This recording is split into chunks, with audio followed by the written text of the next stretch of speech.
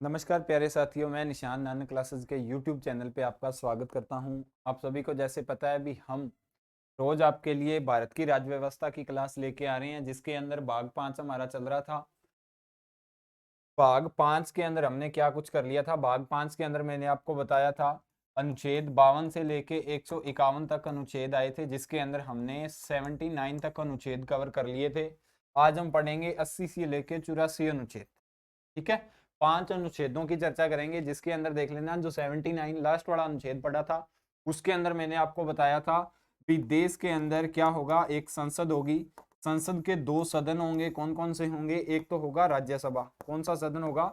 एक तो राज्यसभा होगी, और दूसरा मैंने आपको क्या बताया था, दूसरा होगा लोकसभा। ठीक है, दूसरा कौन सा होगा? दूसरा लोकसभा। पहला राज्यसभा और दूसरा लोकसभा। इन दोनों के बारे में मैंने आपको पिछले अनुच्छेद यानी 79 जब पढ़ा था उसके अंदर बता दिया था। आज हम चर्चा करेंगे 80 के अंदर। तो 80 के अंदर देखते हैं सबसे पहले क्या दे रखा है। भारतीय संविधान का अनुच्छेद 80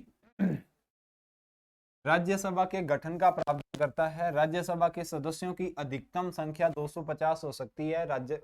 राज्यसभा के सदस्य होते हैं, देख लेना, अगर आपको सीधा क्वेश्चन आ जाए भी भारतीय संविधान के अंदर राज्यसभा का उल्लेख कहां पे है, तो सीधा सा आपको उत्तर लगाना है अनुच्छेद 80 के अंदर, और भाग कौन सा आ जाएगा? भाग 5वां आ जाएगा। ठीक है, राज्यसभा के सदस्यों की अधिकतम संख्या कितनी हो सकती है? अधिकतम संख्या 250 हो सकती है, परंतु वर्तमान में यह संख्या कितनी है? वर्तमान के अंदर यह संख्या कितनी है आप सभी को पता होना चाहिए, 245 है।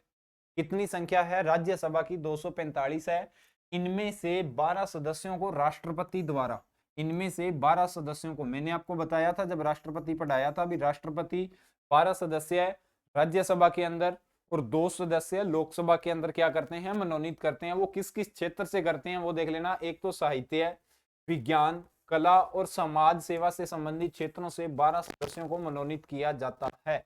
सीधा सा क्वेश्चन बन जाएगा एग्जाम के अंदर। राज्यसभा के अंदर जो 12 सदस्यों को मनोनीत किया जाता है, उनको कौन मनोनीत करता है? पहला क्वेश्चन तो ये बनता है, आपको पता होना चाहिए, राष्ट्रपति मनोनीत करता है। दूसरा, कितने सदस्यों को करता है? आपको ये भी पता होना चाहिए, 12 सदस्यों को करता है। ठीक है, अनुच्छेद 80 के अंदर क्या दे रखा है? राज्यसभा की चर्चा है। राज्यसभा के अंदर 250 अधिक से अधिक सदस्य हो सकते हैं। वर्तमान के अंदर कितने सदस्य हैं? 245 सदस्य हैं वर्तमान के अंदर। 245 में से 233 तो सीधे हैं, लेकिन जो 12 सदस्य हैं, उन 12 सदस्यों का क्या करता है? राष्ट्रपति द्वारा उनका, या राष्ट्रपति उनको क्या करता है? मनोनीत करता है। वो किस किस क्षेत्र से आते हैं? साहित्य, विज्ञान, कला और समाज सेवा से संबंध रखते हैं। उन व्यक्तियों को राष्ट्रपति राज्यसभा के अंदर क्या करता है? मनोनीत करता है। भारतीय संविधान के अनुच्छेद 80 का पार्ट नंबर 1 क्या कह रहा है? के अनुसार राज्यसभा की संरचना निहित है, यानी राज्यसभा कैसे बनेगी, कैसे इसका गठन होता है, उन सब की चर्चा 80 के 1 के अंदर है।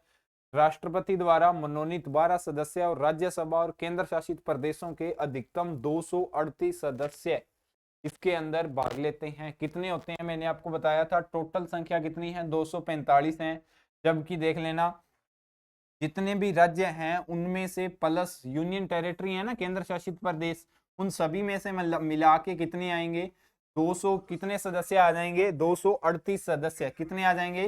238 सदस्य आ जाएंगे, और 12 ये जो राष्ट्रपति द्वारा मनोनीत होते हैं, तो टोटल कितने हो जाएंगे? ये 250 हो जाएंगे, जो कि अधिकतम संख्या है 250। लेकिन आपको वर्तमान का पता होना चाहिए, वर्तमान के अंदर कितने हैं?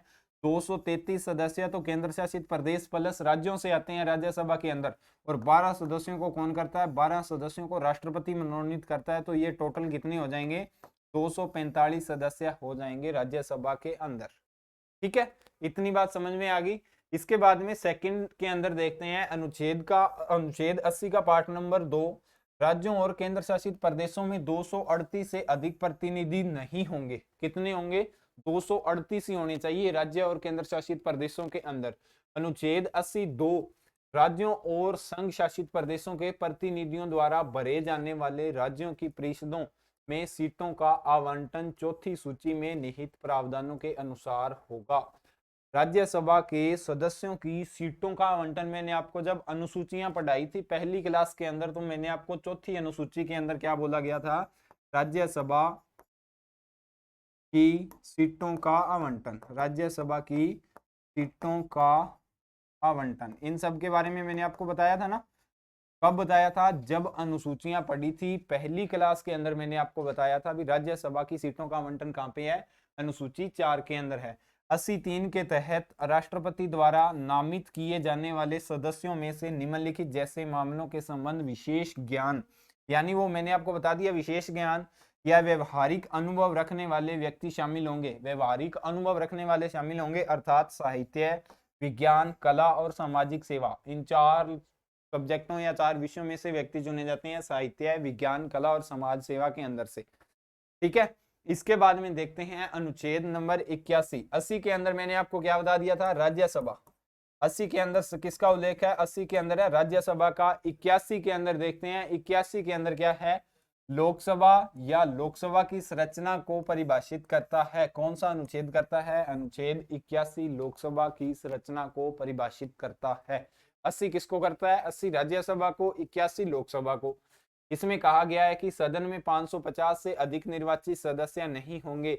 ये आपको पता होना चाहिए। राज्यसभा के अंदर ये संख्या कितनी है, 250 है अधिकतम संख्या, और लोकसभा के अंदर कितनी है, 550 है। और इसमें से भी 20 से अधिक संघ शासित प्रदेशों का प्रतिनिधि नहीं करेंगे, यानी यूनियन टेरिटरी के अंदर जितने भी सांसद होंगे ना, उनकी संख्या हमेशा ही 20 से कम होनी चाहिए। कितने से कम होनी चाहिए, 20 से कम होनी चाहिए उनकी संख्या हमेशा ही। और लोकसभा के अंदर कितने, 550 से हमेशा ही कम रहने चाहिए। और वर्तमान के अंदर ये सदस्यों की संख्या कितनी है, 545। ठीक है, आर्टिकल नंबर 82 के अंदर क्या दे रखा है, 82 के अनुसार हर जनगणना के बाद लोकसभा में स्थानों के आवंटन और प्रत्येक राज्य के निर्वाचन क्षेत्रों का विभाजन या पुनः समायोजन किया गया है। वर्तमान परिसमन 1971 की जनगणना पर आधारित है और 2026 तक बदला नहीं जाएगा। इसका यह मतलब होता है, जैसे किसी भी क्षेत्र के अंदर किसी भी व्यक्ति का संसदीय क्षेत्र आ जाता है ना, तो उस क्षेत्र के अंदर ये प्रावधान चल रहा था, अभी 10 लाख आबादी के ऊपर, 10 लाख की आबादी होगी, उसके ऊपर क्या होगा, एक संसद होगा। क्या होगा, एक संसद होगा। और यह प्रक्रिया कब तक चलेगी, यह प्रक्रिया 2026 तक चलेगी। लेकिन हर जनगणना के बाद में लोकसभा के आवंटन को प्रत्येक राज्य के निर्वाचन क्षेत्रों में क्या किया जाता है, बदला जाता है। लेकिन यह अब यहाँ तक कब तक चलेगा, 2026 तक यह ही प्रक्रिया सेम चलती हुई नजर आएगी। देखते हैं नेक्स्ट के अंदर क्या बोल रहा है, अनुच्छेद 83 के अंदर क्या बोल रहा है, उक्त अवधि को जब आपातकाल की उद्घोषणा या प्रवर्तन में है तब संसद विधि द्वारा ऐसी अवधि के लिए बढ़ा सकेगी जो एक बार में 1 वर्ष से अधिक नहीं होगी। यानी जब भी देश के अंदर आपातकाल की घोषणा होती है तो संसद कानून लाके इस अवधि को क्या कर सकती है, बढ़ा सकती है। और अधिकतम कब तक बढ़ा सकती है, 1 वर्ष तक। ठीक है, नहीं होगी उद्घोषणा के परिवर्तन में नहीं रहा जाएगा, उसका विस्तार किसी भी दशा में 6 माह की अवधि से अधिक नहीं होगा। यानी एक बार उद्घोषणा कर दी 1 वर्ष के लिए तो वो चलेगा, उसके बाद में प्रत्येक 6 माह के लिए उसको क्या किया जाना चाहिए, प्रत्येक 6 माह के लिए संसद के सामने उसको पेश किया जाता है। ठीक है, इसके बाद में अनुच्छेद 84 के अंदर क्या दे रखा है, ये देख लेना। अनुच्छेद 84 में संसद के सदस्य बनने की योग्यता का वर्णन मिलता है। अभी देख लेना, संसद किसको बोलते हैं, संसद मैंने आपको बताया था ये पूरा संसद है जिसके अंदर 2 सदन होते हैं, एक तो लोकसभा और दूसरा राज्यसभा, और तीसरा इनके अंदर क्या आ जाता है, राष्ट्रपति भी संसद के अंदर ही आ जाता है। ठीक है, राष्ट्रपति के बारे में पढ़ लिया था, लोकसभा राज्यसभा के बारे में पढ़ रहे हैं। में सदस्यों की योग्यता का वर्णन किया गया है जिसमें राष्ट्रपति, लोकसभा, राज्यसभा शामिल है। कौन कौन शामिल है, एक तो लोकसभा राष्ट्रपति, दूसरा लोकसभा, और तीसरा कौन है, राज्यसभा शामिल है। संसद के किसी भी सदन का सदस्य बनने की योग्यता, वह भारत का नागरिक होना चाहिए, उसे पुष्टि की शपथ बनानी और सदस्यता लेनी चाहिए।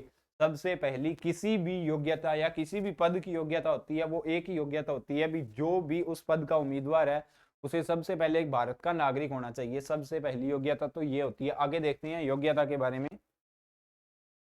संसदीय सदस्यों के लिए योग्यता, संसद के सदस्य के रूप में चुने जाने के लिए प्रत्येक व्यक्ति को भारत का नागरिक होना चाहिए। ठीक है, ये बात आप सभी को पता होना चाहिए भी, अगर भारत के अंदर किसी भी पद के ऊपर चुनाव हो रहे हैं तो कम से कम उस पद का उम्मीदवार है उसको क्या होना चाहिए, भारत का नागरिक होना चाहिए, सबसे पहली या सबसे बड़ी योग्यता। दूसरी, राज्यसभा में चुने जाने के लिए कम से कम आयु 30 वर्ष। राज्यसभा का अगर चुनाव होगा तो उसके लिए आयु कितनी होनी चाहिए, 30 वर्ष होनी चाहिए, और लोकसभा के लिए कितनी होनी चाहिए, 25 वर्ष होनी चाहिए। आप सभी को ये पता होना चाहिए, अगर लोकसभा का चुनाव, लोकसभा के लिए कितनी आ जाएगी, 25 वर्ष, और राज्यसभा के लिए कितनी आ जाएगी, राज्यसभा के लिए कितनी आ जाएगी, 30 वर्ष, और राष्ट्रपति के लिए कितनी आ जाएगी, राष्ट्रपति इसके लिए कितनी आ जाएगी, इसके लिए आ जाएगी 35 वर्ष। तीनों के अंदर देख लेना 5-5 वर्ष का अंतर है। लोकसभा, राज्यसभा और राष्ट्रपति के अंदर कितने कितने वर्ष का अंतर होता है, 5-5 वर्ष का अंतर होता है। इसके बाद में देख लेना, अतिरिक्त योग्यता कानून द्वारा संसद निर्धारित करती है। ठीक है, आपको ये 2 योग्यता याद रखनी चाहिए भारत का नागरिक हो। दूसरा, कम से कम 25 वर्ष या कम से कम 30 वर्ष। राज्यसभा के लिए 30 वर्ष और लोकसभा के लिए 25 वर्ष का होना जरूरी है।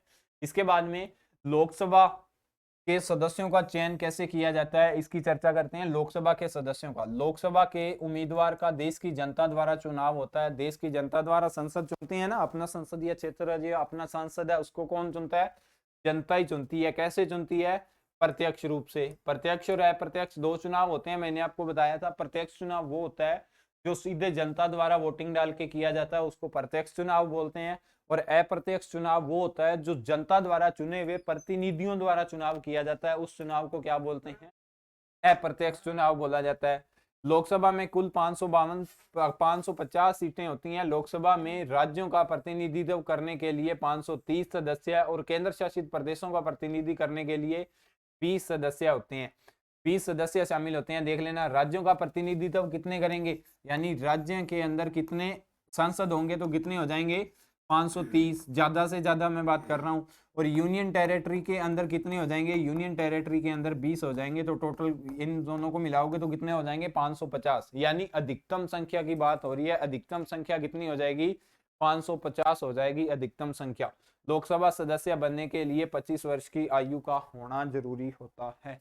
ये बात मैंने आपको पहले बता दी। ऐसे किया जाता है लोकसभा के सदस्यों का चुनाव। कौन करता है, जनता करती है। कैसे करती है, प्रत्यक्ष रूप से करती है। ठीक है, टोटल अधिकतम संख्या कितनी है, 550 है अधिकतम संख्या। और वर्तमान के अंदर भी आपको मैंने बता दी है। और यूनियन टेरिटरी के अंदर अधिकतम कितनी होनी चाहिए, 20 से ज्यादा नहीं होनी चाहिए। ये सारी बातें मैंने आपको बता दी हैं। इसके बाद में देखते हैं राज्यसभा के सदस्यों का चुनाव या चयन कैसे किया जाता है। राज्यसभा सदस्यों का चयन करने के लिए राज्यों के विधायक मतदान करते हैं, यानी राज्यसभा के सदस्य होते हैं उनका चुनाव करते हैं। कौन करते हैं, उनका, राज्यों के जो विधायक होते हैं ना, राज्य के विधायक, या इसको बोलते हैं MLA, member of legislative assembly. इस चुनाव में सीधे जनता वोटिंग नहीं करती, लेकिन लोकसभा के चुनाव में सीधे जनता वोटिंग करती है। इस चुनाव में जिस पार्टी के पास विधायकों की संख्या अधिक होती है, उस पार्टी के सदस्यों या उस पार्टी के राज्यसभा में उम्मीदवारों की जीत पक्की होती है। ये बात आपको पता होनी चाहिए। राज्यसभा के सदस्यों का चुनाव कौन करता है, विधायक करते हैं राज्यसभा के सदस्यों का चुनाव। लोकसभा के सदस्यों का चुनाव जनता द्वारा किया जाता है और राज्यसभा के सदस्यों का चुनाव कौन करता है, विधायक करते हैं। और इसके अंदर देख लेना, मैंने आपको बताया था इसकी अधिकतम संख्या कितनी होनी चाहिए, 250। वर्तमान के अंदर कितनी है, 245। राष्ट्रपति कितनों को मनोनीत करता है, 12 को। राज्यों के लिए कितने आते हैं, 233। और इन सभी के बारे में आप सभी को पता होना चाहिए। ये संख्या इंपॉर्टेंट है, सीधे सीधे क्वेश्चन बनते हैं एग्जाम के अंदर। क्वेश्चन नंबर नेक्स्ट देखते हैं। नेक्स्ट के अंदर क्या दे रखा है, लोकसभा और राज्यसभा के अंदर अंतर दे रखा है। लोकसभा और राज्यसभा देख ला, ठीक है, दोनों के अंदर देखते हैं। इसमें सबसे पहले लोकसभा का पढ़ते हैं। इसके सदस्य आम जनता द्वारा वयस्क मतदान की प्रक्रिया के तहत चुने जाते हैं। आम जनता, मैंने आपको बताया था, लोकसभा का चुनाव कौन करता है, जनता द्वारा किया जाता है। कैसे किया जाता है, प्रत्यक्ष रूप से किया जाता है। लेकिन राज्यसभा के अंदर इसमें सदस्य राज्य विधानसभा के निर्वाचित सदस्यों द्वारा चुने जाते हैं। राज्य विधानसभाओं का क्या मतलब होता है, राज्य की विधानसभा होती है ना, यानी जो अपने क्षेत्र का क्या होता है, MLA। MLA तो जानते ही हो, जिसको विधायक बोलते हो। विधायक चुनाव करते हैं राज्यसभा के सदस्यों का। नेक्स्ट के अंदर देख लेना, लोकसभा का कार्यकाल 5 वर्ष का होता है। कितने वर्ष का होता है, 5 वर्ष का होता है। लेकिन यह एक, राज्यसभा के बारे में बात कर रहा है, यह एक स्थायी सदन होता है जिसे 1/3 सदस्य प्रत्येक 2 साल बाद रिटायर हो जाते हैं। और इनका कार्यकाल कितना होता है, 6 वर्ष का होता है। राज्यसभा का कितना होता है, 6 वर्ष का होता है। प्रत्येक 2 वर्ष के बाद में हर 1/3 सदस्यों को क्या किया जाता है, रिटायर करके उनकी जगह पे नए सदस्यों का चुनाव कर लिया जाता है। इसके बाद में तीसरा अंतर देखते हैं, इसकी अधिकतम संख्या 552 550 हो सकती है, लेकिन इसमें अधिकतम संख्या कितनी होनी चाहिए, 250 होनी चाहिए। दोनों के अंदर अंतर है। 4 नंबर देखते हैं, धन विधेयक को केवल लोकसभा में पेश किया जाता है, यह सदन देश में शासन चलाने हेतु धन आवंटित करती है, लेकिन राज्यसभा धन विधेयक के संबंध में राज्यसभा को अधिक शक्तियां प्राप्त नहीं है।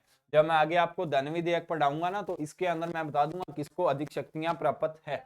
इसके बाद में 5वां अंतर क्या है, केंद्रीय मंत्रिपरिषद सामूहिक रूप से लोकसभा के प्रति उत्तरदायी होगा। लोकसभा के प्रति उत्तरदायी कैसे होगा, मैंने आपको बता दिया था जब राष्ट्रपति को पढ़ाया था, क्योंकि वो समूह बना के लोकसभा के अंदर ही बैठेंगे, तो इसीलिए लोकसभा के प्रति उत्तरदायी होगा ना। नेक्स्ट के अंदर क्या दे रखा है, केंद्रीय मंत्रिपरिषद सामूहिक रूप से राज्यसभा के प्रति उत्तरदायी नहीं होता। यहाँ पे याद रख लेना, राज्यसभा के प्रति उत्तरदायी नहीं होता।